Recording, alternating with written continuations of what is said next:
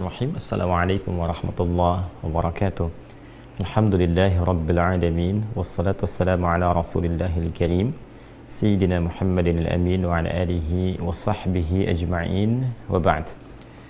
Alhamdulillah, di pertemuan yang lalu kita telah sampai di pembahasan surah Al-Baqarah, surah yang kedua dari susunan mushaf dalam Al-Quran, di ayat ke-37. Dan kini di pertemuan saat ini insyaallah kita akan menutup pembahasan di ayat ke-37 ini dengan menegaskan apa yang telah kita janjikan di pertemuan sebelumnya, yaitu menyempurnakan tentang kalimat taubat tertinggi Sayyidul Istighfar yang pernah diinformasikan dan bahkan ditalqinkan, dibacakan oleh Rasulullah sallallahu alaihi wasallam. Sebelum sampai ke pembahasan itu, kita akan coba sarikan dahulu intisari pembahasan kita di pertemuan yang lalu, bahwa Allah Subhanahu wa Ta'ala memberikan satu gambaran yang sangat sempurna tentang satu karakteristik manusia saat diciptakan, bahwa manusia ini berpotensi juga berbuat salah, melakukan kesalahan dalam kehidupan. Namun demikian, kasih sayang Allah Subhanahu wa Ta'ala menjadikan juga manusia memiliki fitrah untuk memperbaiki kesalahan itu menjadi sebuah kesolehan, mentransformasikan salah menjadi soleh dengan satu anugerah Allah yang disebut dengan taubat. Jadi pada diri manusia ada potensi salah, tapi juga ada kemampuan untuk bertaubat. Ini yang membedakan manusia dengan syaitan. Syaitan, dia salah, dia tak kenal benar, terhalang potensi taubatnya oleh kesombongannya, oleh keangkuhannya. Sehingga ketika Allah Subhanahu wa Ta'ala memberikan kesempatan kepada setan untuk menyadari kesalahannya dan bertobat kepada Allah, dia tidak memanfaatkan rahmat Allah itu karena tertutup oleh keangkuhannya.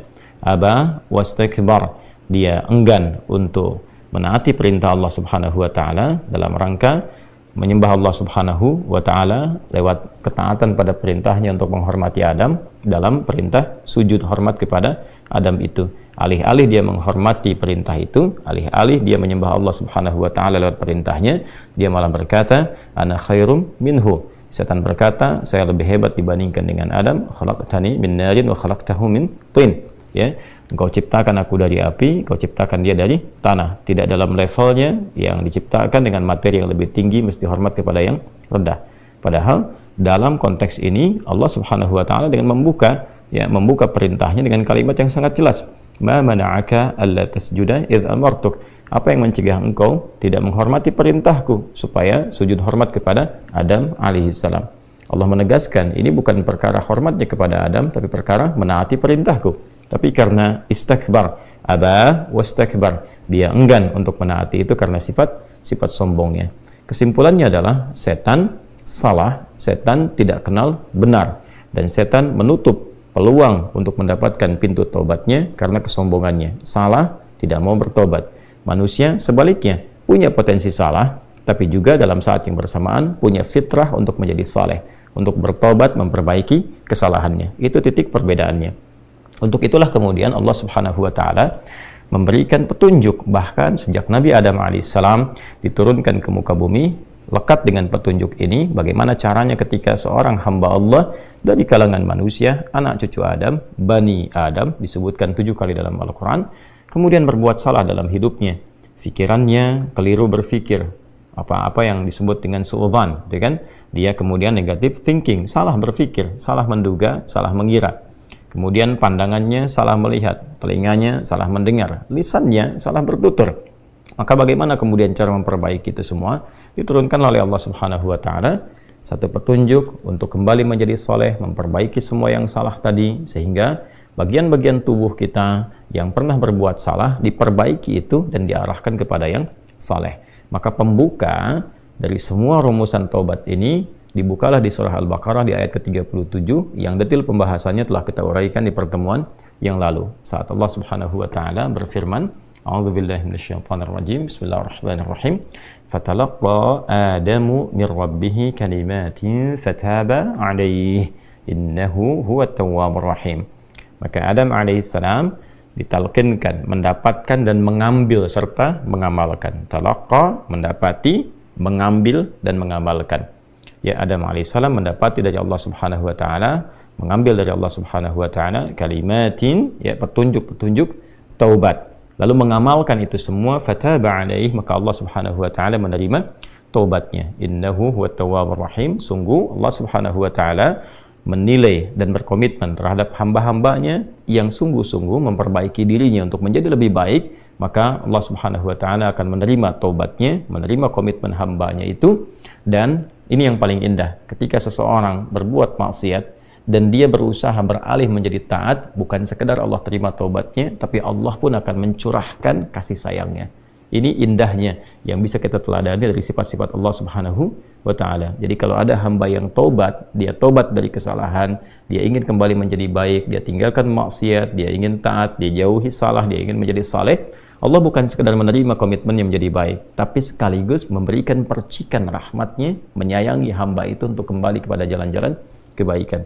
Ini poin yang sangat utama, dan di pertemuan yang lalu kita telah bahas mulai dari zikir yang umumnya, ya Rabbana zalamna anfusana wa illam taghfir lana wa tarhamna lanakunanna minal khasirin. Jadi ini telah kita pelajari di pertemuan yang lalu, ya Al-A'raf di ayat ke-23 itu telah kita urutkan sampai ke zikir-zikir spesifik. Bagaimana kalau dosanya sampai yang tingkat tertinggi, kalau pembunuhan apa, kalau pernah berzina apa, dan turunan-turunan lainnya. Nah, sekarang kita akan masuki satu pembahasan yang utama, apa yang telah kami janjikan dengan izin Allah Subhanahu wa taala di pertemuan yang lalu, bahwa semua akumulasi kalimat-kalimat taubat dari satu gambaran perbuatan maksiat, bahkan bila pun ada seseorang merasa berbuat salah dalam hidupnya, entah berapa banyak kesalahan yang telah ia kerjakan, dan ia juga merasa bingung, zikir apa yang harus ia bacakan, kalimat apa yang harus ia mohonkan kepada Allah, sekiranya Allah berkenan untuk menerima taubatnya dan memercikan kasih sayang kepadanya, sehingga ia bisa beralih dari sifat-sifat salah, pelaku maksiat, kepada sifat-sifat soleh, menjadi hamba yang taat. Itulah yang akan kita uraikan di pertemuan kali ini. Insyaallah kita akan mengambil satu hadis yang diriwayatkan oleh Al-Imam Al-Bukhari. Jadi kita dapati dari 97 topik itu, di Al-Bukhari itu ada 97 topik, teman-teman. Dari sekian hadis, kurang lebih 7.000 hadis, ya, baik yang disampaikan setiap temanya ataupun juga disebutkan di tema lain, kurang lebih ada 7.000. Kemudian dibagi kepada 97 topik, 97 tema. Di setiap tema itu biasanya ada tema, ada subtema, ya kan? Nah, di subtema itu nanti akan dimulai dengan ayat Qur'annya dulu, lalu dari formulasi ayat Qur'an ini diturunkan hadis-hadisnya. Nah, pembahasan kita ini ada yang tercantum di tema ke-80, ya, atau topik ke-80 Kitabud Da'awat. Jadi ada Kitabud Da'awat, topik ke-80, nomor hadisnya 6306. Ya, di subtopik yang kedua, Bab Afdhalil Istighfar. Saya ulangi, ada di tema ke-80, jadi dari 97 tema, 97 topik, ada di tema ke-80, Kitabud Da'awat, ya, bimbingan doa-doa. Kemudian di subtopik yang kedua, Bab Afdhalil Istighfar, subtopik tentang Afdhalil Istighfar, istighfar yang paling utama. Jadi dari sekian banyak kalimat-kalimat istighfar, ini puncaknya. Ya, nanti kita akan lihat. Baik, kita langsung saja. Bismillahirrahmanirrahim. Qala al-musannifu rahimahullahu ta'ala, Imam Al-Bukhari menyampaikan dalam kitabnya. Kita langsung ke subtopik yang kedua di Kitabud Da'awat. Babu Afdhalil Istighfar. Ya, bab tentang, subtopik tentang Afdhalil Istighfar, keutamaan istighfar, istighfar yang paling utama. Ya, di sini lebih tepat kita pahami sebagai istighfar yang paling utama, Afdhalil Istighfar. Jadi kalau ada kalimat-kalimat permohonan ampunan, ini yang paling utama. Wa qaulihi ta'ala, adapun firman Allah Subhanahu wa ta'ala yang terkait dengan pembahasan ini. Jadi ini yang paling menarik di kitab Sahih Al-Bukhari itu, sebelum masuk ke hadisnya, beliau rahimahullahu ta'ala menyantumkan terlebih dahulu ayat-ayat Quran yang terkorelasi dengan itu. Ini menunjukkan kefaqihan Al-Imam Al-Bukhari. Jadi bukan sekedar ahli hadis, tapi juga beliau ahli Al-Quran, faqih, dia tahu konstruksi sebuah hukum, formulasinya, oh ini ayatnya, ini hadisnya. Maka dari kita memahami ayat saja, kemudian juga memahami penjelasan dalam hadisnya, kita sudah bisa mengetahui ini arahnya kemana, konstruksinya seperti apa. Ini diantara kefaqihan Al-Imam Al-Bukhari rahimahullahu ta'ala.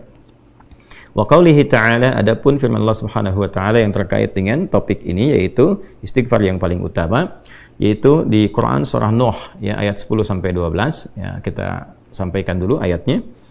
A'udzubillahi minasyaitonirrajim. Bismillahirrahmanirrahim. Istaghfiru rabbakum innahu kana ghaffara. Di sini dipotong di bagian intinya, jadi untuk mendapatkan pemahaman yang terkait dengan pembahasan langsung ya, atau kalau kita mau sempurnakan dari awal ayatnya di ayat 10 itu faqultu astaghfiru rabbakum innahu kana ghaffara. Di lisan Nabi Nuh alaihissalam sudah diajarkan ya, sejak eranya Nabi Nuh alaihissalam bahwa orang-orang yang berbuat salah itu ya diingatkan potensinya ada rahmat Allah Subhanahu wa taala untuk memperbaiki kesalahannya sehingga menjadi saleh.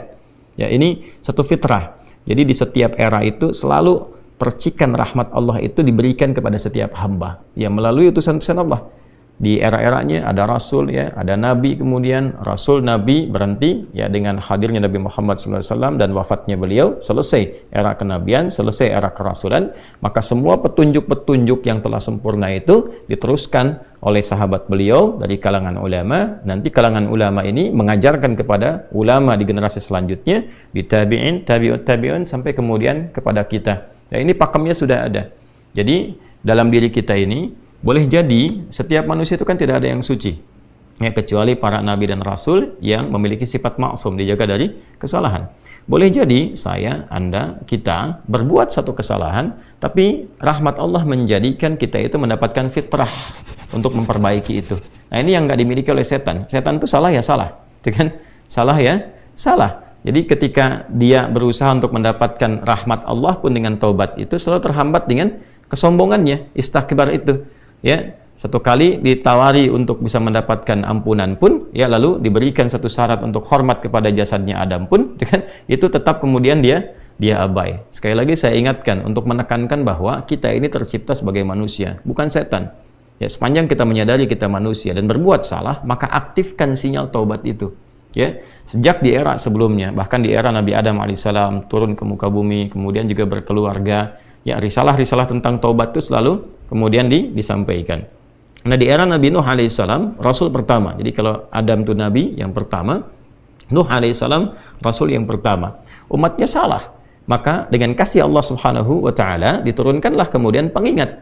Ya, lewat fitrah kemanusiaan ini, lewat Nabi Nuh alaihissalam disampaikan faqultu astaghfiru rabbakum innahu kana ghaffara. Ya, maka aku tegaskan kepada kalian, istaghfiru rabbakum, cepat istighfar, cepat balik lagi, ambil kalimat-kalimat ampunan, ambil kalimat-kalimat taubat ya dari Allah Subhanahu wa taala, menggunakan Rabb tuh yang telah menciptamu, merawatmu, menyayangimu, mengingatkan. Jadi Rabb itu ada nilai-nilai rububiyah di dalamnya. Ya, ada sifat-sifat rububiyah. Ya, bukan sekedar mencipta, tapi juga merawat, memberikan perhatian, memberikan kebutuhan. Kalau dalam bahasa bebasnya Allah seakan ingin mengatakan, hei, aku kan yang cipta engkau, ya kan? Engkau berbuat salah, aku berikan kesempatan untuk saleh. Aku kirimkan di kalimat taubat, aku berikan kesempatan untuk memperbaiki diri. Kenapa engkau nggak ambil, ya kan? Ya, indah sekali gitu. Ya, aku ciptakan engkau salah, aku berikan jalan saleh. Kenapa ketika aku berikan jembatan untuk memperbaiki diri, engkau tidak ambil? Maka lewat Nabi Nuh alaihissalam sejak di era kerasulan pertama itu diingatkan sampai nanti puncaknya di era Nabi Muhammad sallallahu alaihi wasallam. Faqultu astaghfiru rabbakum innahu kana ghaffara. Kata Nabi Nuh alaihissalam, aku tegaskan innahu kana ghaffara. Sungguh Allah Subhanahu wa taala itu telah menetapkan pada dirinya bahwa Ia Maha mengampuni seluruh dosa-dosa. Jadi ada ghafir, ya, ada ghaffar, ada ghafur, dan nanti dilekatkan dengan rahim pada puncaknya. Ya.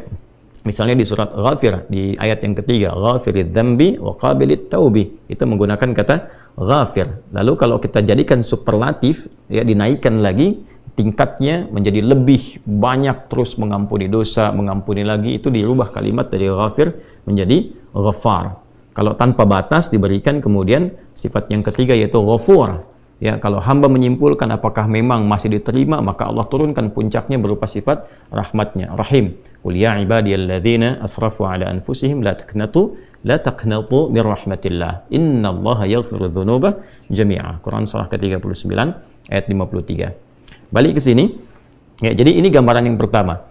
Sejak di era kenabian turun yang Al-A'raf ayat 23 itu Rabbana zalamna anfusana. Itu Nabi Adam alaihissalam mendapatkan kalimat itu.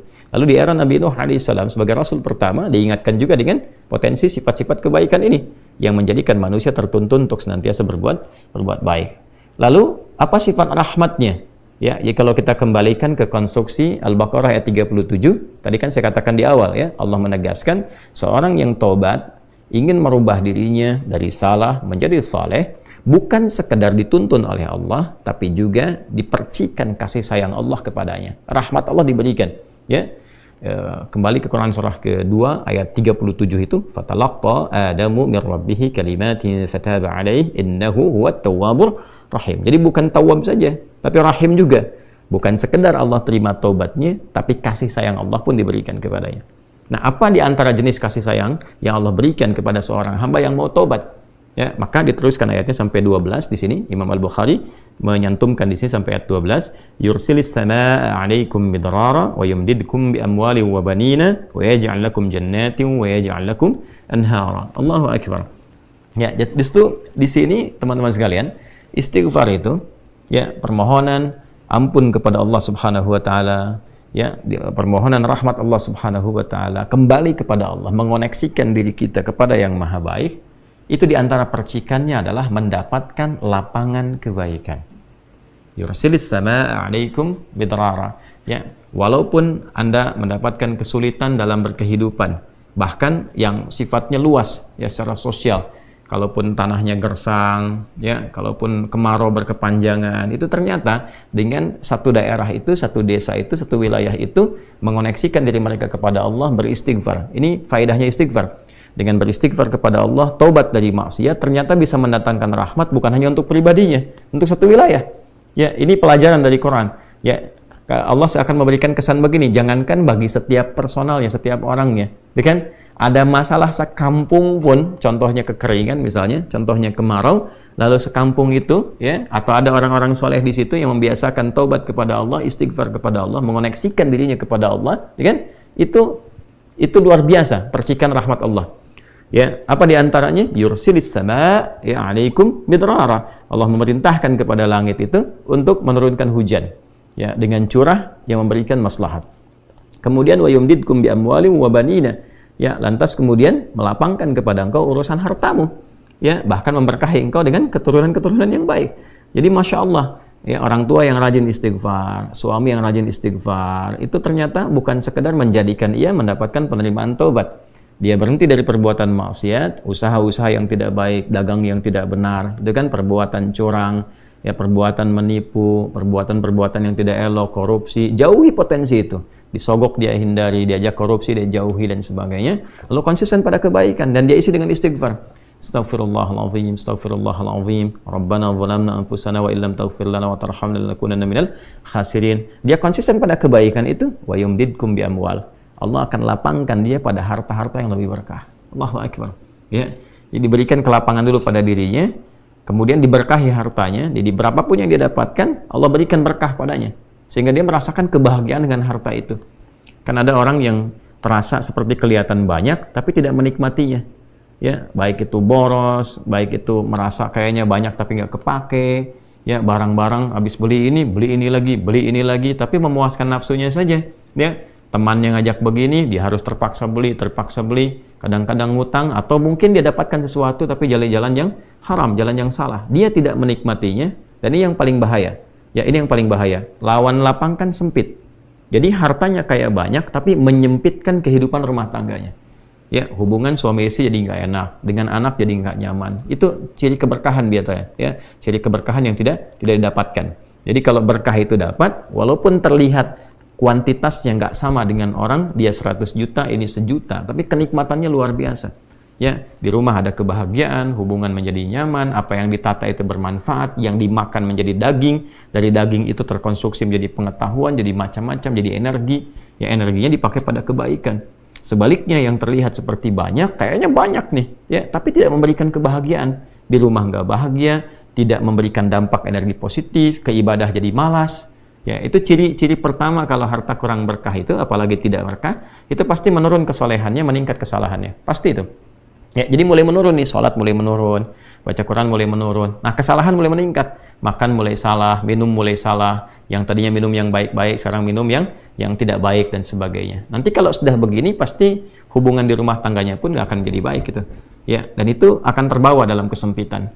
Nah, cara untuk mengatasi itu, ini balik ke Quran surah Nuh tadi, di ayat 10 sampai dengan ayat 12. Kalau kita menyadari kemudian itu salah, lantas ingin memperbaiki diri, kembali kepada Allah, perbaiki diri kita, ya, lalu mengingat Allah, menyesali apa yang telah dilakukan, berjanji untuk berbuat baik, itu tidak tanggung apa yang Allah jawab.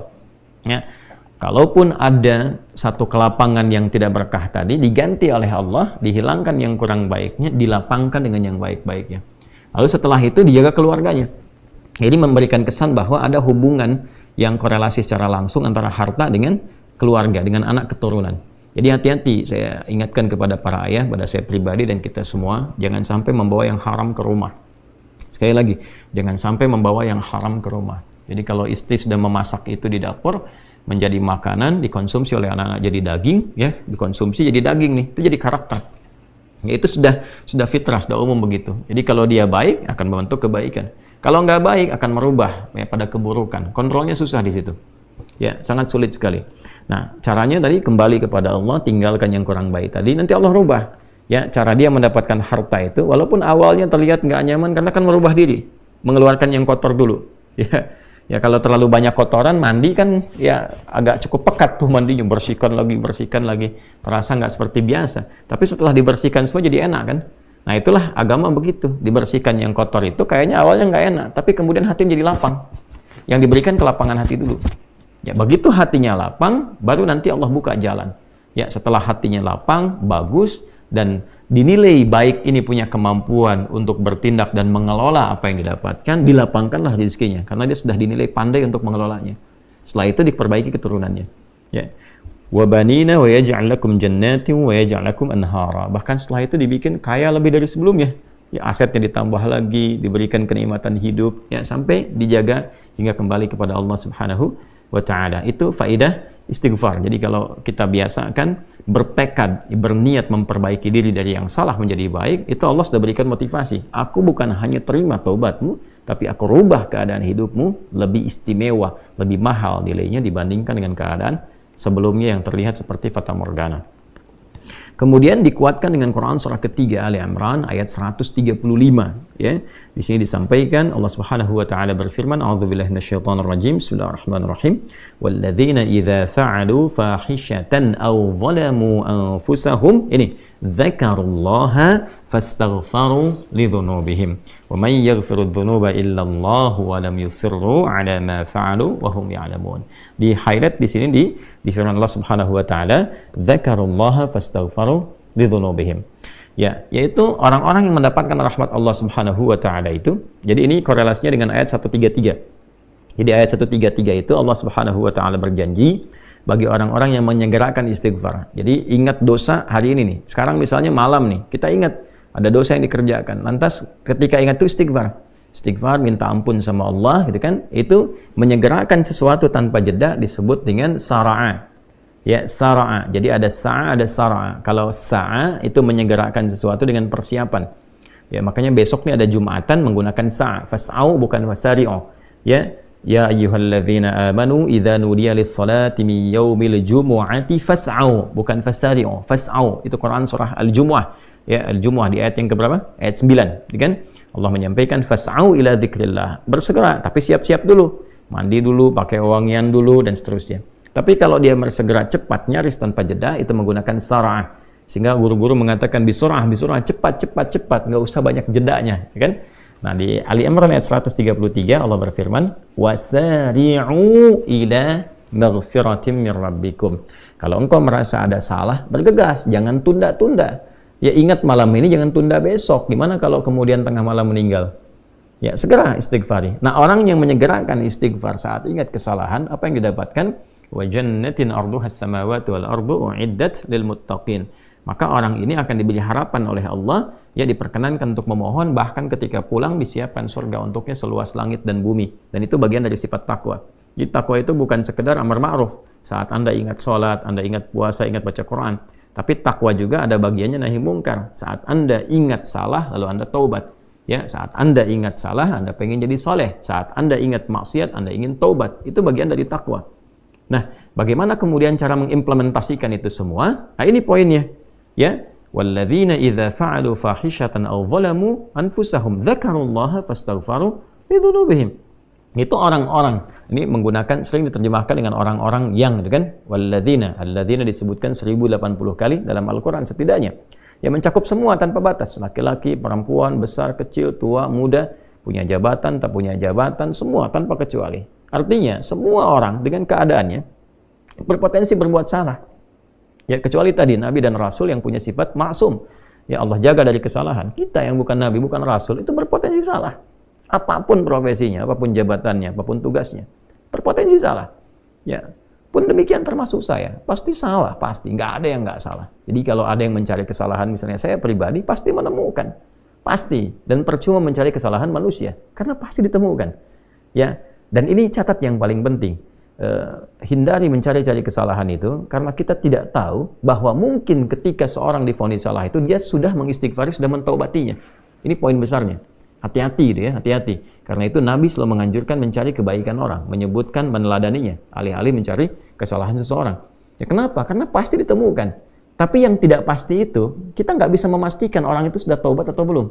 Yang paling bahaya adalah mencela orang, mencari kesalahan orang, mencaci orang yang sudah dia taubat dan taubatnya diterima orang, diterima Allah Subhanahu wa taala. Hati-hati ya, mencari kesalahan orang, mencela orang, ya kan? Yang dia sudah mentaubati kesalahannya dan taubatnya diterima oleh Allah Subhanahu wa taala. Allahu akbar. Itu azim, itu hati-hati ya. Ya, sesuatu yang besar sekali dosanya di sisi Allah Subhanahu wa taala. Nah, ini kembali ke sini, ketika seseorang dia sadar berbuat salah, dia salah. Alladzina, semua orang potensi salah. Ya, idza fa'alu fahisyah, ketika dia berbuat fahisyah. Ya, fahisyah itu pernah saya sampaikan ya, turunannya nanti fahsya namanya. Jadi sifat kesalahan yang muncul dari syahwat. Ya, mohon maaf, zina, pornografi, porno aksi, kata-kata jorok, kata-kata kotor dengan semua bentuknya. Baik itu di media sosial, digital, ataupun juga di praktikal yang nampak secara fisik misalnya. Itu jelas salah, jelas dosa. Ya, al-zalamu anfusahum, atau bentuk mungkar, menempatkan suatu bukan pada tempatnya. Ya, mohon maaf, ya, mencuri, merampok, membunuh, ya, korupsi, hoax dan sebagainya. Itu zalim, perbuatan zalim. Nah, saat seseorang berpotensi salah, ya, dari fahsya dan mungkarnya, dia berbuat perbuatan dari dorongan syahwatnya atau mungkar, dari keinginan nafsu perut dan akalnya, dia berbuat yang salah, lalu zakarullah, dia ingat Allah. Nah, ini poinnya. Ini menarik sekali nih. Ini menarik sekali. Kok lanjutan ayatnya zakarullah? Bukan dia sadar bahwa dia itu telah berbuat salah. Kenapa zakarullah? Ini poinnya. Ya. Karena Allah ingin selalu menautkan sifat seorang hamba menjadi baik itu dengan rahmatnya. Ini poinnya. Jadi kalau bukan rahmat Allah Subhanahu wa taala, mustahil kita bisa mengarah pada kebaikan. Allahu akbar. Ya, lillah karena Allah. Lillah karena Allah. Ya, jadi orang-orang yang bertaubat dengan merasakan rahmat Allah itu beda. Dengan sekedar dia pengen memperbaiki, lain rasanya, lain. Ya, jadi kalimat zakarullah itu mahal sekali. Jadi ingin memberikan dampak kesadaran kepada kita bahwa Allah tuh nggak ninggalkan kamu. Ya, Allah tahu kamu salah, tapi sepanjang nyawa kamu belum sampai ke kerongkongan, kamu diberi potensi untuk taubat. Ayo taubat. Kan sering saya ungkapkan, Firaun saja, Firaunnya dikirimkan 2 nabi, Musa dan Harun. Ya, sebagai keadilan Allah, kasih Allah dan adilnya untuk memberikan hidayah.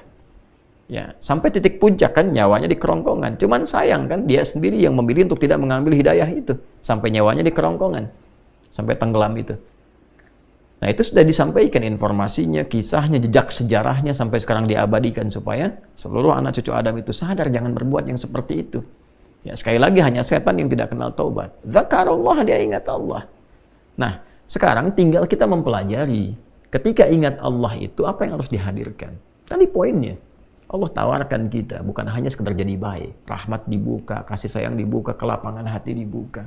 Ya, makanya saya barangkali juga ingin menekankan materi-materi semacam ini, yaitu penting untuk disampaikan ya kepada saudara-saudari kita barangkali yang sekarang dengan kasih sayang Allah itu ya diisolasi di satu tempat seperti lapas misalnya, lembaga permasyarakatan. Boleh jadi itu kasih Allah untuk diperbaiki sehingga dia konsisten bisa berbuat baik saja di dalam, ya, terjaga dari perbuatan-perbuatan di luar, dikontrol supaya bisa kembali pada jalan yang baik. Dia bisa di dalam bisa memperbaiki diri, istighfarnya enak, bisa ngaji, kadang ketemu ke masjid dan sebagainya. Kalau ini dimanfaatkan dengan baik, Allahu Akbar, Allah kasih kelapangan. Ya walaupun mungkin tinggal di tempat yang sempit, terasa kemudian dibatasi dengan sel-sel, tapi hatinya lapang, itu luas, megah, dan jadi nikmat. Ya, orang butuh waktu untuk menghafal, butuh suasana. Anda punya tempat yang cukup ideal untuk menghafal Quran, memperbaiki diri, dan fikihnya ada kan? Dan sangat jelas sekali kenapa di antara kisahnya Nabi Yusuf alaihissalam ya diizinkan oleh Allah untuk masuk ke dalam ruang itu untuk memberikan sebuah pencerahan sehingga menemukan modelnya. Ini model orang saleh yang mau jadi saleh. Bahkan setelah itu dia keluar dan diangkat jadi pembantunya raja kan, pada masa itu asisten rumah tangganya raja. Naik gitu dari sosok yang salah ya, kemudian dia tobat mengambil petunjuk dari Nabi Yusuf alaihissalam, dia berubah jadi orang hebat setelah itu. Ya, jadi asisten rumah tangganya raja. Itu luar biasa gitu. Ya, tapi yang memilih kemudian untuk jalan-jalan keburukan, tetap bertahan di dalamnya, selesai gitu. Ya, ini tawaran sesuatu yang indah. Ya, bahkan ada juga yang terakhir ini yang paling luar biasa. Orang yang sudah mendapatkan ancaman hukuman, ya sampai kemudian juga mengakhiri kehidupannya, tapi dia mau bertobat. Ya, maka dia bisa mengakhiri kehidupannya itu dengan apa yang telah ditetapkan misalnya. Kan kita nggak tahu garis takdir itu bagaimana. Ya. Wallahu alam, tiba kemudian manusia memberikan hukuman, tapi Allah dengan kehendaknya merubah itu semua, bisa berubah. Ya, tapi kemudian kalau itu bersamaan dengan takdir yang telah Allah tetapkan, dia menjadi baik. Jadi di Islam itu selalu ada solusi.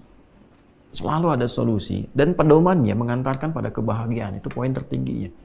Nah, balik ke kita, tarik lagi. Dalam hidup nggak ada orang suci. Nggak ada orang yang nggak pernah salah. Pasti pernah berbuat salah. Dan sebaik-baiknya orang salah itu adalah orang yang mau memperbaiki kesalahannya sehingga dia merubah salah menjadi saleh. Dia merubah maksiatnya menjadi taubat. Nah, di titik inilah kemudian dia mesti ingat Allah. Nah, saat ingat Allah itu yang diingat itu bukan sekedar Allah, bukan. Ingatlah bahwa ketika dia taubat, serius taubat, Allah menerima taubatnya dan merubah keadaan hidup dia menjadi lebih baik dari sebelumnya. Maka kalau sudah sadar dengan itu cepat. Nah, huruf yang menunjukkan cepat tanpa jeda itu pakai fa. Dzakarallaha fastaghfaru lidzunubihim. Maka cepat bergegas dia taubat saat itu juga. Jadi kalau malam ini kita ingat misalnya salah, segera taubat, istighfar. Ya, Nabi itu sampai menegaskan, aku ini dalam sehari itu beristighfar ya pada Allah Subhanahu wa taala lebih daripada 70 kali. Nanti di hadis berikutnya tuh, ya di nomor hadis 6307 itu ya, subtopik yang ketiga itu ditekankan sekali Nabi menyampaikan demikian. Ya, sebagai contoh tentunya kepada kita, contoh kepada kita. Nah, ini teman-teman sekalian poinnya. Jadi ini ayat motivasi awal ayat yang ditampilkan oleh Imam Al-Bukhari untuk menunjukkan sekali lagi bahwa beliau ini bukan sekedar menampilkan hadis, tapi paham antara korelasi hadis sebagai tafsir dari ayat Al-Quran. Ini konstruksi ayatnya, ini hadisnya. Nah, di titik tadi kita kan baru sampai ke titik motivasi kan, termotivasi kita dengan ayat-ayat Allah yang disampaikan tadi. Ini surah Nuh ya ayat 10 sampai 12, ini surah Ali Imran ayat 135. Lantas kita bertanya, cara taubatnya gimana? Bacaan apa yang dibacakan? Titik ini kan? Ya, jadi kalau tadi disampaikan, kamu kalau taubat akan begini, akan diberikan jalan begini, dirubah hidupmu begini. Kita bertanya balik, cara taubatnya bagaimana? Apa yang dibaca? Nah, inilah yang dijawab lewat hadisnya. Inilah indahnya dalam Islam. Jadi tidak hanya teori begini, tidak. Ya, bukan sebuah teori, tapi bimbingan real dalam berkehidupan. Ya, kasusnya begini, pedomannya seperti ini, tafsirnya begini, jalannya begini, contohnya si fulan yang bisa dicek dalam sejarah, yang kalau diikuti si fulan di generasi lain, tuh lihat kehidupannya begini, begini, begini. Ya, sekarang kita kembalikan. Baik, di sini di nomor hadis 6306, tadi sudah saya sampaikan di awal. Bismillahirrahmanirrahim. Qala al-Imam Al-Bukhari rahimahullahu taala, Imam Al-Bukhari menyampaikan, haddatsana Abu Ma'mar haddatsana Abdul Warith haddatsana Al-Husain haddatsana Abdullah bin Buraidah qala haddatsani Bushair bin Ka'ab Al-Adawi qala haddatsani Shaddad bin Aus. Nah, ini di rawi penyampai riwayat satunya yang bersumber nanti dari Nabi sallallahu alaihi wasallam adalah seorang sahabat bernama Shaddad bin Aus radhiyallahu taala anhu. Semoga Allah memberikan ridha terbaik kepada sahabat mulia dimaksud, dan semoga Allah memberikan percikan kemuliaan pada kita untuk meneladani kemuliaan beliau dan mempraktekkan, mengimplementasikan hadis yang kita akan dapat ini. Anin Nabi sallallahu alaihi wasallam, dari Nabi sallallahu alaihi wasallam, perhatikan kalimatnya. Qala Rasulullah sallallahu alaihi wasallam, sayyidul istighfari, puncak istighfar itu. Ya, tuannya istighfar, sayyidul istighfar. Jadi kalau ada kalimat-kalimat istighfar ini puncaknya. Nah, intinya kalau bingung berbuat maksiat, sudah banyak perbuatan salah yang dilakukan dari ujung kepala sampai ujung kaki, pernah berbuat salah dan kita ingin taubat, apa puncak kalimatnya? Ya. Yuk kita bacakan. Bismillahirrahmanirrahim. Sayyidul istighfari, puncak istighfar itu antaqula, ya, engkau berkata, kata Nabi sallallahu alaihi wasallam, ya, engkau memohon kepada Allah. Perhatikan kalimatnya. Allahumma anta rabbi. Allahumma, ya Allah, dengan segenap kerendahan dan ketawaduanku kepadamu. Jadi kalau ada kata Allahumma, itu bentuk penyatuan dari kata ya Allah, kalau digabungkan jadi Allahumma. Tapi juga bacaan Allahumma ini meresapkan sebuah kesan kerendahan, ketawaduan. Jadi kalau baca Allahumma itu merendah, jangan meninggi. Ya, jadi isyarat pertama kalau ingin istighfarnya benar itu merendahlah sebagai seorang hamba, mengakui kesalahan-kesalahan yang kita perbuat. Allahumma anta rabbi, ya Allah, sungguh engkau adalah Tuhan yang merawatku. Ya, yang mencipta, yang merawat, yang memberikan kebutuhan, yang mengarahkan pada kebaikan. Jadi semua sifat-sifat tadi dikumpulkan dalam satu nama yaitu Rabb. Ya, karena itu ketika wahyu pertama diturunkan, kalimat Rabb ini muncul. Iqra bismi rabbikal ladzi khalaq. Allah yang mengajarkan kita. Ya Muhammad SAW baca ini, ya baca dan niatkan bacaanmu itu karena Allah yang telah menciptamu saja, ya, menetapkan penciptaan, merawat engkau, memberikan kebutuhan sampai ini begitu mudah, apalagi hanya menetapkan engkau mudah mengikuti bacaan yang dibacakan oleh Jibril alaihissalam. Jadi di sini ketika mengatakan anta rabbi, kita mengembalikan status kehambaan kita kepada Allah yang memberi jalan untuk taubat. Itu poinnya.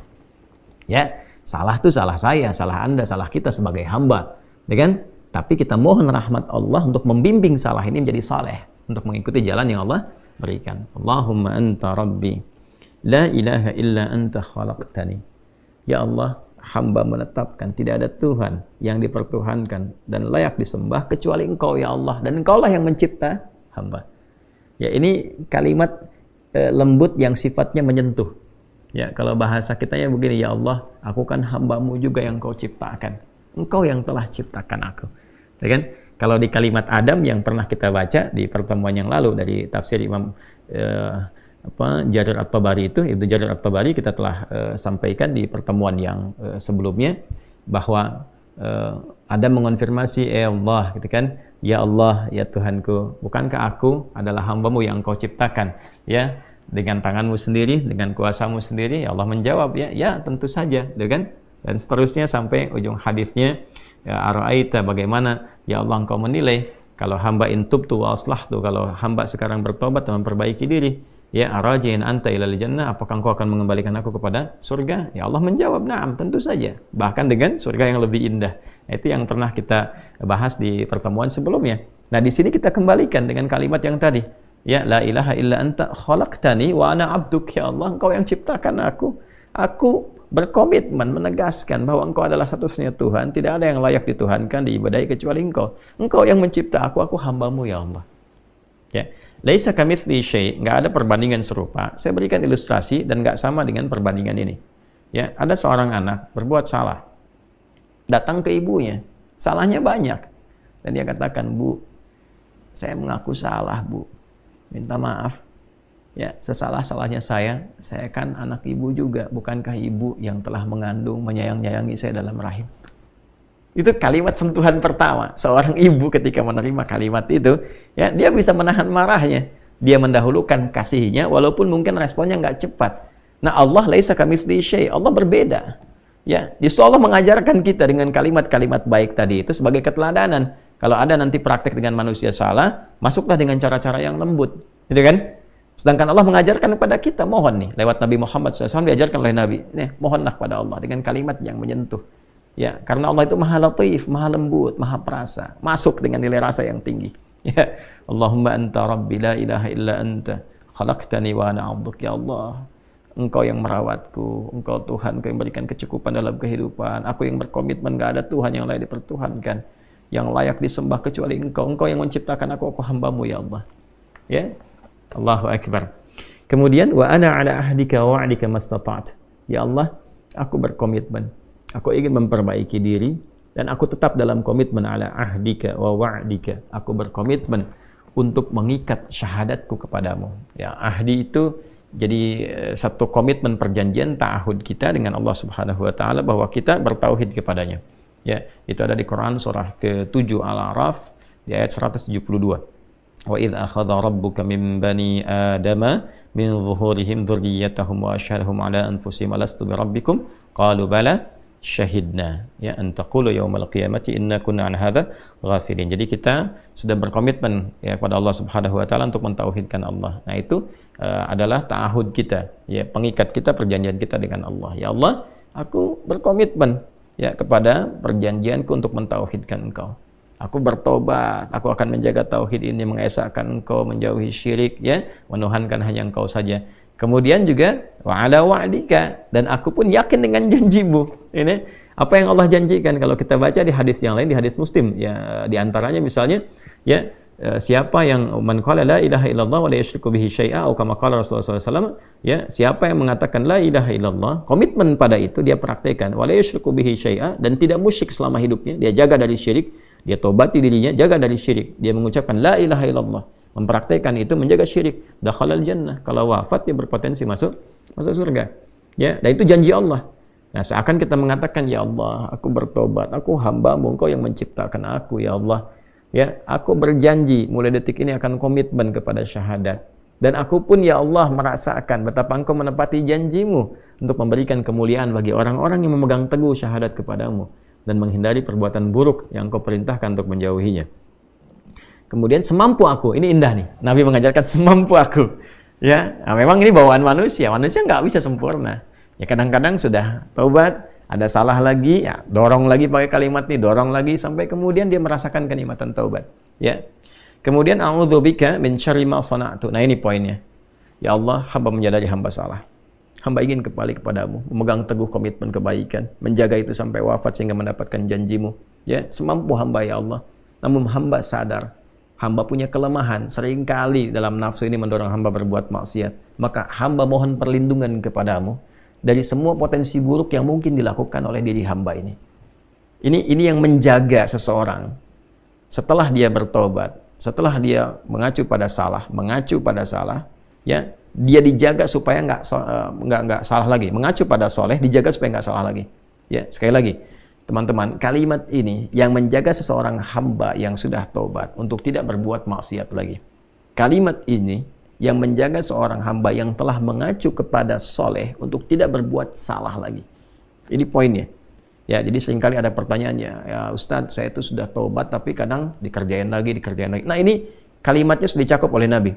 Wa'udzubika min syarri ma sana'tu. Setelah kita tobat, kita minta, ya Allah, aku mohon perlindungan darimu dari potensi keburukan yang mungkin dikerjakan oleh diriku setelah taubat ini. Ya. Ini kalimatnya indah sekali. Kemudian abu'u laka bi ni'matika 'alayya, dan aku abu'u a'tarifu, dan aku mengakui ya Allah betapa banyak nikmat yang telah Engkau berikan kepada aku. Ini kalimat penyesalan. Jadi di sini tercampur semua kalimat pengakuan keesaan Allah, perjanjian untuk kembali kepada Allah dalam kebaikan, ya, menepati komitmen dengannya. Kemudian memohon kepada Allah setelah taubat dijauhkan dari potensi berulang kesalahan. Lalu ini poin nih, mengakui nikmat-nikmat yang Allah berikan kepada kita yang kadang-kadang kita lalai mensyukurinya. Ya Allah, aku ini sadar Engkau berikan banyak nikmat kepada aku, nikmat nafas, nikmat udara, nikmat sehat. Kok bisa kesehatan yang Kau berikan kepada aku sebagai nikmat aku konversi jadi maksiat? Bukannya dipakai untuk taat, kok dipakai untuk mencuri, dipakai untuk korupsi, dipakai untuk nipu, dipakai untuk celah orang. Mulut sehat orang baca Quran, kok ini digunakan untuk mencela orang? Tangan sehat orang gunakan untuk berbuat yang baik, memberi, mengerjakan yang baik-baik, kok digunakan untuk bikin hoax, untuk bikin status yang buruk, ya, untuk melakukan tindakan kekerasan dan sebagainya. Maka kita menyadari, Allah, Kau mengakui nikmat-Mu kepada aku begitu banyak, ya. Kemudian wa abu'u laka bidzambi. Nah ini poin yang tadi saya sampaikan. Tapi aku pun mengakui, ya Allah, aku belum mampu mengonversi nikmat tadi dengan bentuk ketaatan. Alih-alih aku taat, aku berbuat maksiat, aku sadar, ya Allah. Nah ini petunjuk, kalau mau tobat, sesali dengan penuh kesadaran, ingat maksiatnya. Latih diri kita untuk menangis. Dilatih, gitu kan? Sehingga terasa bebannya itu keluar, hatinya jadi lapang. Orang kalau salah nangis itu, nanti yang beban itu keluar lewat air mata, yang hati yang tadinya itu sempit jadi lapang. Ya, jadi lebih terbuka. Faghfirli fa innahu la yaghfiru dzunuba illa ant. Sampai sini. Nanti setelah itu, setelah sadar, nah jadi indah sekali. Setelah komitmen, sadar, pengakuan, penyesalan, keluar air mata, hati lapang, faghfirli. Baru saat hati lapang itu minta, ya Allah ampuni hamba. Fa innahu la yaghfiru dzunuba illa ant. Sungguh hamba berharap, bermohon kepadamu, bertumpu kepadamu, karena enggak akan mungkin ada yang mengampuni dosa hamba kecuali Engkau. La yaghfiru dzunuba illa anta. Ya, enggak ada yang bisa mengampuni dosaku kecuali Engkau. Indah sekali kalimat. Sampai sini teman-teman. Ya. Allahumma anta rabbi la ilaha illa anta khalaqtani wa ana 'abduk. Ya, kemudian wa ana 'ala ahdika wa wa'dika mastata'tu.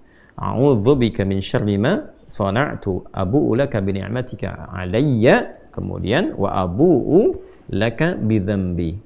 Faghfirli fa innahu la yaghfiru dzunuba illa ant. Sampai sini kalimatnya. Ya, saya baca ulang ya, teman-teman. Saya bacakan lebih agak lambat sedikit. Nanti teman-teman bisa rekam atau nanti bisa ingat-ingat. Insya Allah nggak panjang kok. Ya, nanti dibacakan kalau bisa sih malam-malam habis tahajud atau setelah setiap kesempatan sholat. Ya, Bismillahirrahmanirrahim. Allahumma anta rabbi la ilaha illa anta khalaqtani wa ana 'abduk. Wa ana 'ala ahdika wa wa'dika mastata'tu. A'udzu bika min syarri ma sana'tu. Abu'u laka bi ni'matika 'alayya wa abu'u laka bi dzambi. Faghfir li fa innahu la yaghfiru dzunuba illa ant. Saya terjemahkan sambil baca. Allahumma, ya Allah, dengan segala kerendahan diri hamba memohon kepadamu. Anta Rabbi, sungguh Engkaulah Tuhan yang merawat, memberikan kebutuhan, mencipta hamba, memberikan jalan kebaikan pada hamba. La ilaha illa ant. Hamba menetapkan tidak ada Tuhan yang layak dipertuhankan, yang layak disembah kecuali Engkau saja. Khalaqtani wa ana 'abduk. Sungguh Engkau yang telah menciptaku ya Allah, sungguh akulah hambamu. Wa ana 'ala ahdika wa wa'dika mastata'tu. Ya Allah, aku berkomitmen untuk memegang teguh perjanjianku denganmu, dan aku berkeyakinan bahwa Engkau pun akan menepati janjimu kepada aku. Aku berusaha mewujudkan itu sesuai dengan kemampuanku. A'udzu bika min syarri ma sana'tu. Ya Allah, setelah permohonan taubat ini, komitmen ini, aku memohon perlindunganmu ya Allah. Aku berlindung kepadamu dari segala potensi buruk yang mungkin terjadi dari dalam diriku yang aku perbuat. Abu'u laka bi ni'matika 'alayya. Aku menyadari, mengakui ya Allah betapa besar nikmatmu yang Kau berikan kepadaku. Wa abu'u laka bi dzambi. Dan aku pun menyadari ya Allah belum mampu mensyukuri nikmat-nikmat tadi. Bahkan lebih sering aku berbuat dosa, kesalahan dibandingkan mensyukuri nikmatmu kepadaku. Faghfirli. Aku mohon ya Allah ampuni diriku. Fa innahu la yaghfiru dzunuba illa ant. Maka sungguh aku sangat berkeyakinan ya Allah tidak ada satupun yang mampu mengampuni dosaku kecuali Engkau saja. Bila mampu kita mengamalkan ini dengan baik, minimal ya kita dalam sekehidupan tuh bisa membacakan ini. Minimal lah dalam selama hidup paling sedikitnya bisa pernah baca ini. Ya, sebetulnya kalau bisa minimal sehari baca, sehari sekali baca ya, kita sama-sama menguatkan. Nah, wa man qalaha minan nahar muqinan biha famata min yaumihi qabla an yumsiya fahuwa min ahlil jannah. Ini garansi dari Nabi. Orang yang mampu mengatakan ini, jadi mendawamkan dia baca ini ya, dia baca ini ya minan nahar di waktu siang. Nah, misalnya muncul dari pagi itu ya, beraktivitas ya, dia baca ini, dia mengoreksi kesalahannya, bermuhasabah, dia baca nih muqinan biha dan yakin dengan semua janji-janji yang disampaikan dalam kalimat ini, dengan komitmennya, dengan janji Allah kan, dengan keyakinan bahwa Allah akan merahmati dan sebagainya. Lalu dia minta kepada Allah, tiba kemudian dia wafat di waktu itu, sebelum datangnya sore. Dia wafat itu. Ya, maka apa yang terjadi? Kata Nabi, fahuwa min ahlil jannah. Dijamin langsung di lisan Nabi termasuk ahli surga. Allahu akbar. Ya, Allahu akbar. Wa man qalaha min al-laili wa huwa muqinun biha famata qabla an yusbiha fahuwa min ahlil jannah. Dan siapa yang mengamalkan ini di malam hari, dia baca di malam hari, sambil dia koreksi diri, bukan sekedar baca, dia koreksi diri, dia menyadari dosanya, gitu kan? Malam ini kita baca, kita sadari diri, kita ingin jadi baik, pengen jadi baik, ingin jadi lebih berkah lagi. Lalu kita meyakini semua janji-janji yang disampaikan dari lisan Nabi SAW yang mulia, ya, pada semua apa yang tadi kita telah pelajari. Maka apa yang terjadi? Famata qabla an yusbiha, maka dia misalnya meninggal, ya, ajalnya tiba sebelum datang waktu subuh, wa huwa min ahli jannah. Maka Nabi mengatakan fa huwa min ahli jannati, dia termasuk ahli surga. Ya, Masya Allah. Jadi rahmat Allah menjadikan hamba ini diterima taubatnya, dan percikan kasih Allah menjamin dia menjadi ahli surga. Dibalas dengan surga, bukan dunia lagi, balas dengan surga kalau dia wafat. Ya, hadis ini teman-teman tadi disampaikan oleh sahabat Syaddad bin Aus radhiyallahu taala anhu, disampaikan juga, dikutip juga oleh Imam At-Tirmidzi dalam kitab Sunan ini nomor hadis 3393, kemudian di An-Nasai nomor hadis 5522, dan kita bisa dapati ini semua dengan status yang sahih, tinggal kita amalkan dalam kehidupan. Nah, ini Sayyidul Istighfar. Ya, maka dengan demikian insya Allah tertutup pembahasan kita di kesempatan kali ini untuk mengurai Quran surah ke-2 Al-Baqarah di ayat ke-37. Nah, berapa kali dibacakan ini? Ya, standarnya bisa sekali kita bacakan, tapi kalau kita ingin melatih diri, kita sambungkan ke hadis berikutnya di nomor hadis 6307, memberikan kesan bahwa Nabi melatih nih. Bahkan Nabi sampaikan, saya itu beristighfar setidaknya kurang lebih 70 kali dalam sehari. Ya, saya bacakan hadisnya ya. Ini topik yang ketiga di Al-Bukhari, di topik yang ke-80, subtopik yang ketiga. Babu istighfarin Nabi sallallahu alaihi wasallam fil yaumi wal lailah. Ya, subtopik tentang istighfarnya Nabi sallallahu alaihi wasallam sehari semalam. Ya, qala al-Imam al-Bukhari rahimahullahu taala, haddatsana Abu Yaman akhbarana Syu'aib an az-Zuhri qala akhbarani Abu Salamah Ibnu Abdurrahman qala Abu Hurairah radhiyallahu taala anhu. Ya, sanadnya tersambung pada sahabat mulia Abdurrahman bin Sahr, yaitu Abu Hurairah radhiyallahu taala anhu. Sami'tu Rasulullah sallallahu alaihi wasallam yaqul, saya pernah mendengar Rasulullah SAW bersabda, wallahi inni la astaghfirullah wa atubu ilaihi fil yaumi akthar min 70 marratan. Ya, sungguh aku itu, kata Nabi SAW, sungguh aku itu beristighfar kepada Allah, bertaubat kepadanya dalam sehari itu lebih daripada 70 kali. Ya, ini contoh yang diberikan oleh Nabi kepada kita. Ya, bisa diartikan lebih daripada 70, bisa juga dipahami untuk melatih diri kita sehingga merasakan dzauqut taubah. Dzauqu taubah, nilai rasa taubat. Ya, dzauq at-taubah itu feel-nya taubat. Jadi jumlahnya itu yang kita lihat bukan kuantitas berapa kalinya. Tapi ini pesan lebih kepada bagaimana dengan kita sering mengucapkan itu, hati bisa terkoneksi dan merasakan itu. Jadi kalau kalimat di lisan itu sudah sampai ke dalam hati, tersentuh hati kita, nah itulah titik tertingginya. Ya, untuk kita memohon dengan khusyuk. Itu poinnya. Jadi pada seseorang, Nabi sampaikan lebih daripada 70 kali, mungkin bagi seseorang itu bisa 75, bisa 80 kali, atau bisa bahkan 33 kali, gitu kan. Ya, atau 70 ini bisa dibagi-bagi. Ya, kalau dibagi misalnya kepada harian, dari 5 kali waktu sholat, ya, kita bisa temukan dalam setiap kali waktu sholat, misalnya kita 15, ya, selain yang subhanallah, alhamdulillah, Allahu akbar, yang 33 kali itu, kemudian kan istighfar. Ya, istighfarnya itu bisa 15, ya, kalau dikalikan 5 kan 75. Ya, dalam sehari itu lebih daripada 70 kali masuk ke sini. Bukankah setelah sholat kan kita istighfar dulu kan? Astagfirullahaladzim, astagfirullahaladzim, astagfirullahaladzim, alladzi la ilaha illa huwal hayyul qayyum wa atubu ilaih. Ya kan? Digabungkan ini. Ya, mungkin ada yang 3 kali, mungkin ada yang lebih, tapi poinnya adalah itu kalimat yang terus diucapkan sampai menyentuh ke dalam hati. Ya, dan tertingginya yang ini Sayyidul Istighfar yang tadi telah kita bacakan. Nah, teman-teman, maafkan saya. Subhanakallahumma bihamdika nasyhadu an la ilaha illa anta nastaghfiruka wa natubu ilaik. Allahumma tubna ilaika taubatan nasuha ya arhamar rahimin. Ighfir lana dhunubana ya Allah kama ghafarta ibadakas salihin was salihat wa alhiqna ma'ahum ma'al ladzina an'amta 'alaihim minal nabiyyin was siddiqin was syuhada'i was salihin wa hasuna ulaika rafiqa. Wa sallallahu ala sayyidina Muhammad wa ala alihi wa sahbihi ajma'in. Wa akhiru da'wana alhamdulillahi rabbil alamin. Assalamualaikum warahmatullahi wabarakatuh.